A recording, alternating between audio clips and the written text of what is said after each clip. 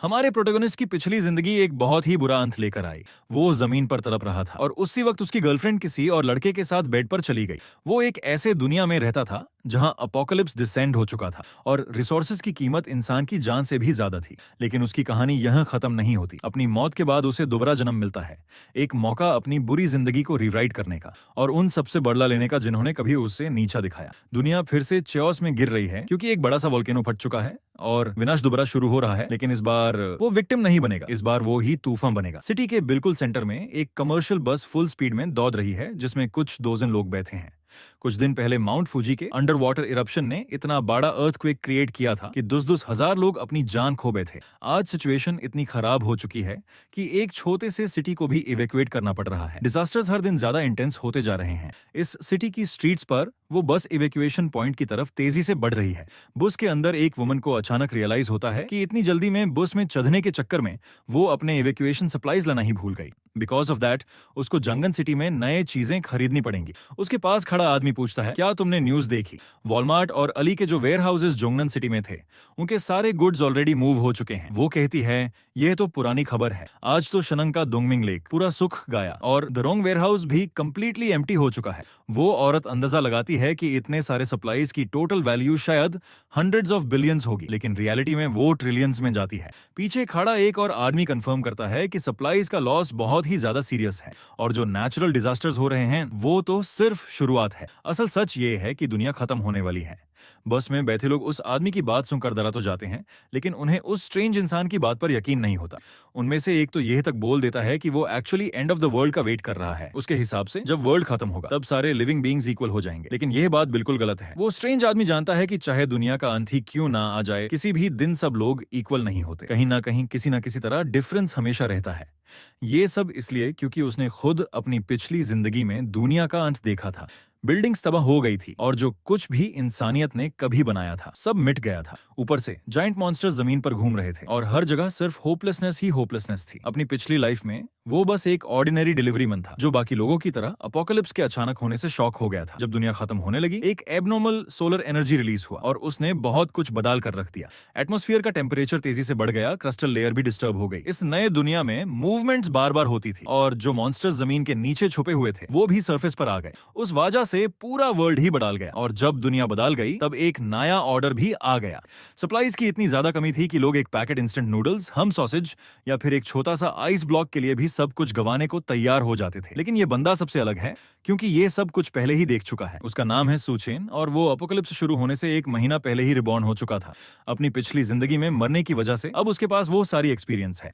इसी वजह से वो पहले से ही प्लान बना सकता है ताकि इस नए लाइफ में वो अपनी बेस्ट लाइफ जी सके। जब वो ये सब सोच रहा होता है तब पहली वाली लड़की उसके पास बात करने आ जाती है। उसने जो कहा था उससे वो थोड़ी डर गई थी और अब वो किसी ऐसे इंसान को ढूंढ रही है जो इस पूरी सिचुएशन में उसके साथ रहे। लेकिन बदकिस्मती से वो इंसान यही नहीं होने वाला क्योंकि हमारा प्रोटोगनिस्ट अब ज्यादा इंपॉर्टेंट काम करने वाला है। वो उसे वहां ही अकेला छोड़ देता है और जैसे ही बस अपने डेस्टिनेशन पर पहुंचती है वो उतर जाता है। उसे किसी की जरूरत नहीं है। पीपल हमेशा उसे पीछे रोक रहे थे जबकि वो जानता था कि अपोकलिप्स के टाइम सबसे इंपॉर्टेंट चीज होती है सप्लाईज का अबंडेंस।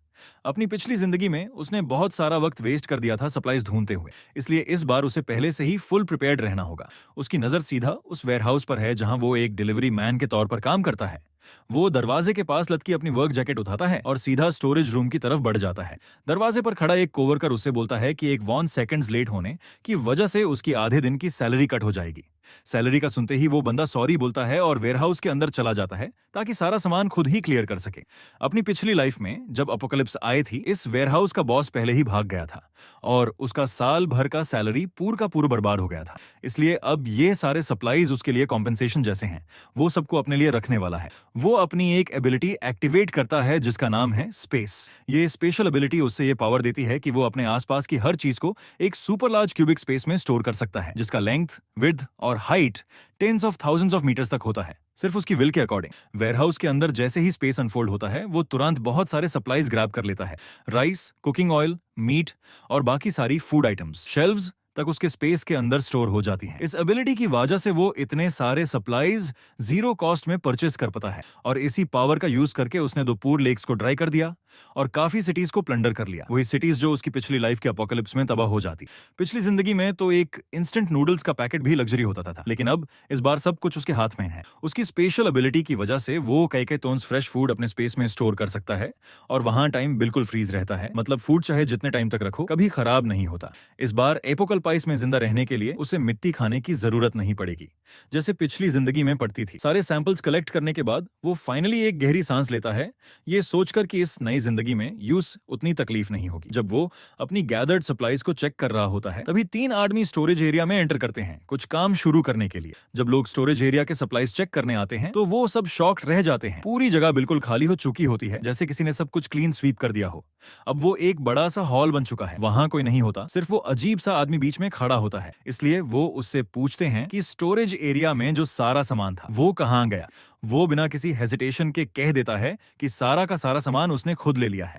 ये बात सुनते ही सब लोग हैरान रह जाते हैं। गुस्से में आकर वो उसको पकड़ने के लिए रश करते हैं, लेकिन वो आसानी से अपनी पावर्स यूज करके बिल्डिंग से बाहर डॉज कर जाता है और मुस्कुराते हुए कहता है, वो बोलता है कि अब वो कभी लेट नहीं होगा क्योंकि वो जॉब छोड़ रहा है। फिर जैसे ही उनमें से एक आदमी उससे पकड़ने आगे बढ़ता है, वो मुश्किल से टेलीपोर्ट करके वहां से निकाल जाता है। तीनों आदमी उसे ढूंढते रह जाते हैं पर वो पूरी तरह गायब हो चुका होता है। वेयरहाउस के बाहर जमीन के बिल्कुल पास एक पोर्टल खुलता है और वो आदमी उसमें से फ्लिप मारते हुए बाहर आता है और दोनों बिल्डिंग्स के बीच वाली अलीवे में सेफली लैंड करता है।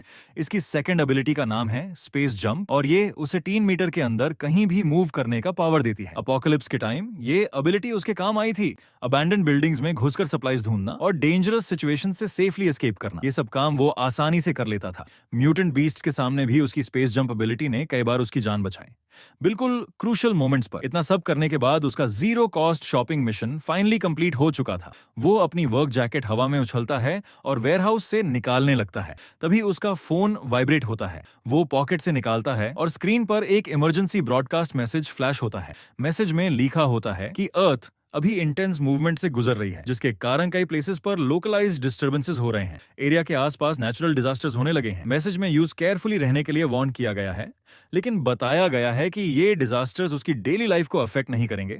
गवर्नमेंट का ऑफिशियल स्टेटमेंट है कि पैनिक मत करो ताकि जनरल पब्लिक काम रहे।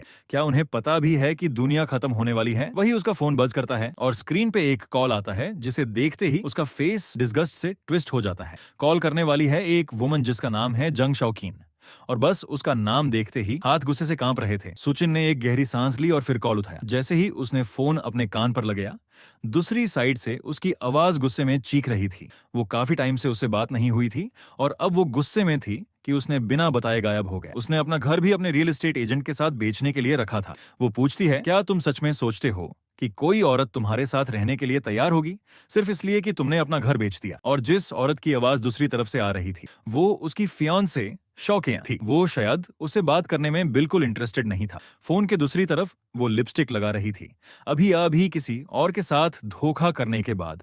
और उसके पीछे बिस्तर पर चायू नाम का आदमी आराम से लेटकर रिलैक्स कर रहा था। वो फोन पर सूचन को लगातार इंसल्ट करती जा रही थी। वो पूछती है, तुम्हें याद भी है तुम्हारी रिस्पॉन्सिबिलिटी एज अ मैन क्या है? तुम्हें शायद घर से फर्क ना पड़ता हो, लेकिन मैं तो एक वुमन हूं और मुझे तुमसे सिक्योरिटी चाहिए।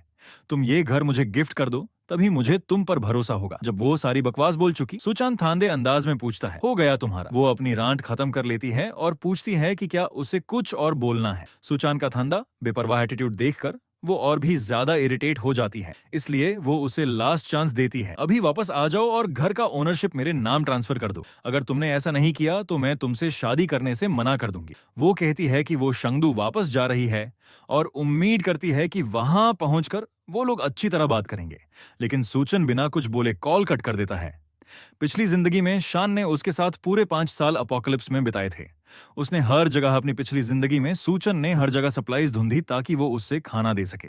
उसने उससे एक सेफ हाउस तक पहुंचाया जहां वो उसकी पूरी जिम्मेदारी उठाता रहा। अगर वो उससे बचाता नहीं तो वो तो भूख से मर चुकी होती, डूम्ड वर्ल्ड के बीच कहीं गिरकर। लेकिन इतने सब के बाद भी शान ने उसे बार बार धोखा दिया, एक ऐसे वायलेंट आदमी के साथ जो सूचन को कई बार पीट चुका था, सिर्फ इसलिए क्योंकि वो कभी कभी खाली हाथ वापस आ जाता था। शायद तो उल्टा उस पर यह भी इल्जाम लगाता था कि सूचन अच्छी चीजें छुपाकर सिर्फ खुद के लिए लिए रखता है और उन्हें बताता नहीं। और एक दिन उसी सेफ हाउस में जहां सुचन ने उन्हें जिंदा रखा, शन ने ही सुचन को मार डाला। जिस सेफ हाउस में सुचन ने शान का ख्याल रखा, उसी जगह पर उस वायलेंट आदमी ने शान के सामने ही सुचन को मार डाला। फिर उसने उसके लाश के बिल्कुल सामने शान के साथ मजाक मस्ती की और दोनों मिलकर सुचन को यूजलेस बोलते रहे। शान को जरा भी परवाह नहीं थी। वो एक्सयू से कह रही थी कि सुचन तो इसलिए मर गया क्योंकि वो काबिल ही नहीं था। सुचन एक कोने में धीरे धीरे सांस तुराता रहा, अपनी आखिरी सांस तक सब देखते हुए, और फिर वही मर गया, धोखा खाकर। पिछली जिंदगी में उसने शान पर भरोसा करने की गलती की थी। उसने अपनी जिंदगी उसके हवाले कर दी थी, लेकिन इस बार नहीं। इस बार जंगसान और वो आदमी शायू जिसके साथ उसने धोखा किया, दोनों को अपने किए का पूरा हिसाब देना होगा। हमारे प्रोटैगोनिस्ट ने सोच लिया है कि वो उन दोनों को आसानी से मरने नहीं देगा। जितना दार्ड उन्होंने उससे दिया था, वो उन्हें 100 गुना ज्यादा महसूस कराएगा। उनके किए हुए धोखे को याद करके उसका हाथ गुस्से से कांप उठता है, लेकिन वो गहरी सांस लेकर खुद को शांत करता है। अभी के लिए उसे अपनी अपोकलिप्स सर्वाइवल मिशन पर ध्यान देना होगा। उसके पास सर्वाइव करने के लिए अभी भी काफी सप्लाईज कलेक्ट करना बाकी है। बाकी सारी चीजें तो सिर्फ पैसे से ही मिल सकती हैं, और इसी वजह से सबसे पहले उसे यह सोचना होगा कि इससे वक्त वो पैसे का जुगाड़ कैसे करे। सबसे पहले वो अपने रियल एस्टेट एजेंट मैनेजर लू को कॉल करता है और फैसला करता है कि वो अपना घर आधी मार्केट प्राइस पर बेच देगा। उसकी एक ही शर्त थी, पैसा कैश में चाहिए, और वो भी तुरंत। डील तय हो जाती है और वो अपना घर फिनलाइज करने के लिए ड्रीम रियल एस्टेट की तरफ निकाल पड़ता है। लेकिन वहां पहुंचते ही वो देखता है कि शॉन उसका इंतजार कर रही है और उसके साथ खड़ा है शॉयू, उसके हाथ में एक बेसबॉल बट। सुचिन उन दोनों को देखकर बिल्कुल भी परेशान नहीं होता। वो सीधा उनके पास से गुजारता हुआ रियल एस्टेट बिल्डिंग के अंदर जाने लगता है, लेकिन उसका रास्ता शाओयू रोक लेता है, गुस्से से तपकता हुआ। शाओयू गुस्से में पूछता है, तुम्हारी हिम्मत कैसे हुई हमारा घर बेचने की? इसका नतीजा ये होगा कि तुम कल का सूरज भी नहीं देख पाओगे। जब वो गुंडा बकवास कर रहा होता है, तभी सुचन आगे बढ़ता है और एक हाथ से उसके गले को पकड़ लेता है। फिर वो उस गुस्से से भर्रे आदमी को जमीन से उठा लेता है और जोर से फ्लोर पर पटक देता है। शॉन तुरंत चिल्लाकर अपने लवर को बचाने के लिए अपने फियांसे पर ही झपटी उसकी जैकेट को खींचते हुए वो चीख कर चिल्लाती है, खून करने वाला है कोई, हमें बचाओ, ये मर्डरर हैं। लेकिन सुचां जरा भी टाइम बर्बाद नहीं करता। वो एक तेज बकहैंड से उसके चेहरे पर जान से थप्पड़ लगाता है और शवन सीधी पीछे उड़ती हुई गिर पड़ती है। जमीन पर गिरते ही शवन शॉक में जाम सी जाती है। यूं यकीन ही नहीं होता कि सूचन ने उस पर हाथ उठाया। इस सब के बीच सूचन शाओयू को जमीन पर दबाकर उसका गला घूंटता रहता है, जबकि वो मदद की भीख मांग रहा होता है। सूचन थांदे अंदाज में कहता है, चिंता मत करो, तुम इतनी जल्दी नहीं मरोगे। फिर वो उसका गला छोड़ देता है और वो जलील गुंडा पीछे हत्ते हुए खांसी करता रहता है, दार से कांपते हुए। शवम भागकर अपने इंजर्ड लवर को चेक करने लगती है, जबकि सुचन बिना उन्हें देखे सीधा ऑफिस की तरफ बढ़ जाता है। लेकिन शावन को अभी भी समझ नहीं आता। वो गुस्से से चीख कर कहती है, सुचन घुटनों पर गिरकर माफी मांगो। वो कहती है कि सुचन जल्दी से घुटनों पर गिरकर माफी मांगे, जब तक वो पूरी तरह गुस्से में नहीं आई है। अगर उसने ऐसा नहीं किया तो वो फिर से धमकी देती है कि वो उससे शादी नहीं करेगी। लेकिन उसकी ये खाली धमकियां तुरंत खत्म हो जाती हैं जब सूचन पलटकर उन दोनों को तेज नजर से घूरता है। वो दोनों दार के मारे जम जाते हैं, फिर तुरंत भागकर वहां से निकाल लेते हैं सूचन को अकेला छोड़कर, ताकि वो अपना काम कर सके। अब जब वो लोग वहां से चले गए, सूचन ऑफिस के अंदर जाता है जहां रियल एस्टेट एजेंट उसके लिए पानी का ग्लास लाकर देता है। वो बुजुर्ग आदमी बहुत ही एक्साइटेड लग रहा था इतनी कम प्राइस पर घर बेचने की डील सुनकर, लेकिन अंदर ही अंदर वो सूचन को एक बेवकूफ समझ रहा होता है। एजेंट अंदर ही अंदर सोच रहा था कि सूचन कितना बड़ा बेवकूफ है जो 1 मिलियन से ज्यादा के घर को सिर्फ आधी प्राइस पर बेच रहा है। ऐसी डील से वो आसानी से जल्दी प्रॉफिट कमा सकता था। इसी वजह से वो तुरंत मानता है और पूरा पेमेंट इमीडिएटली देने के लिए रेडी हो जाता है। वो सूचन को कॉन्ट्रैक्ट देता है ताकि वो साइन कर सके। सब फॉर्मेलिटीज खत्म होते ही सूचन ऑफिस से बाहर निकलता है और उसके बैंक अकाउंट में लगभग 1 मिलियन ऐड हो चुके होते हैं। चाहे दुनिया भर में नेचुरल डिजास्टर्स हो रहे हो, लेकिन शंगदू जहां वो रहता है एक इनलैंड सिटी है। ये जगह अर्थक्वेक, सुनामी और वोल्केनिक इरप्शंस जैसे डिजास्टर्स से काफी डर है जो एशिया के बाकी रीजन्स को तबाह कर रहे हैं। इसके अलावा गवर्नमेंट लोगों को काम रखने की पूरी कोशिश कर रही थी, इसलिए शहर में अभी भी थोड़ी बहुत नॉर्मल सी बनी हुई थी और सोसाइटी काम चलाओ तरीके से ठीक से चल रही थी। अपने नेक्स्ट स्टेप के बारे में सोचते हुए सुचन एक फ्लायर के पास से गुजरता है जिसमें फास्ट और हाई इंटरेस्ट लोन्स का एडवर्टाइजमेंट होता है। ये देखकर उसके दिमाग में एक आइडिया आता है और वो डिसाइड करता है कि अपना अगला कदम और ज्यादा पैसे जमा करना होगा अपनी प्रॉपर्टी को मॉर्गेज करके।